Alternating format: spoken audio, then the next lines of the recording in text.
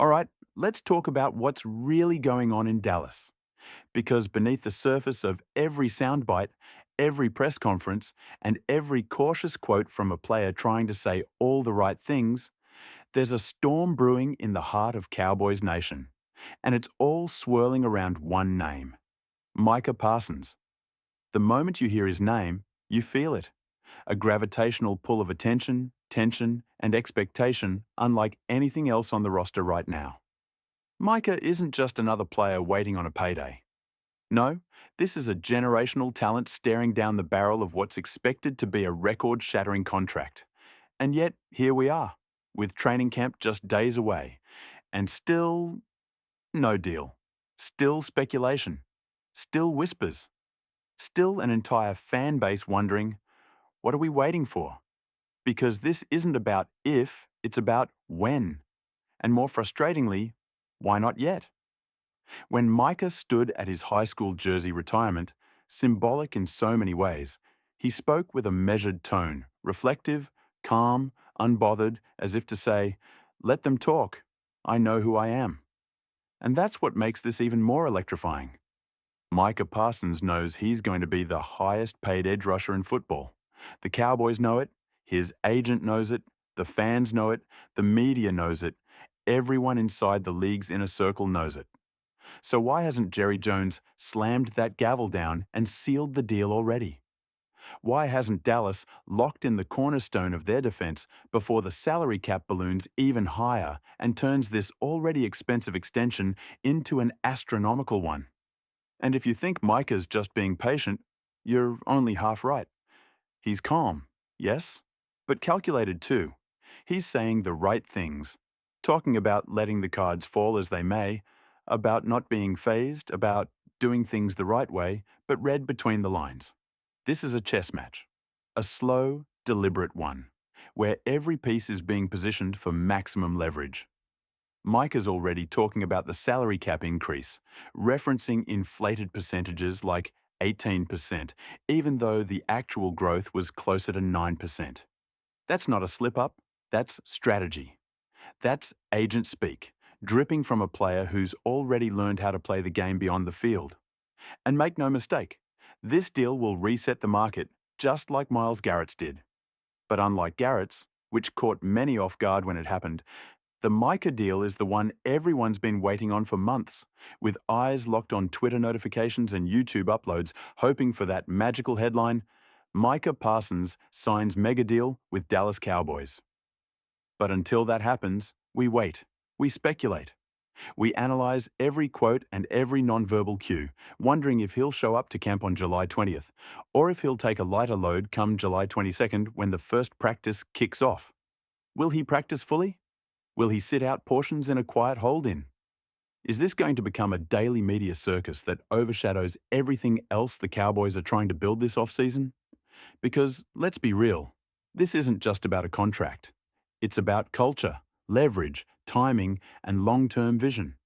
And while Micah is in a league of his own, he's not the only one circling the negotiation table right now. Enter Daron Bland, a name that didn't dominate headlines last year, but whose impact cannot be overstated. And now, with Sauce Gardner signing a record-breaking deal with the Jets, the cornerback market just got another jolt of electricity. Suddenly, Bland's value, especially coming off a season that may not have lived up to the hype, gets tossed under the microscope. And here's the dilemma. He's not Sauce Gardner. He's not Derek Stingley. But he's closer to that tier than people might realize. And in today's cap-fluctuating NFL, close is expensive. The difference between a $25 million corner and a $20 million one is more than money. It's strategy. It's about commitment. It's about recognizing future value before the rest of the league forces your hand. And that's what makes the Bland deal complicated. With a projected franchise tag of $21.76 million looming next year, Dallas has to figure out if they pay now or risk paying more later. And they've seen this movie before.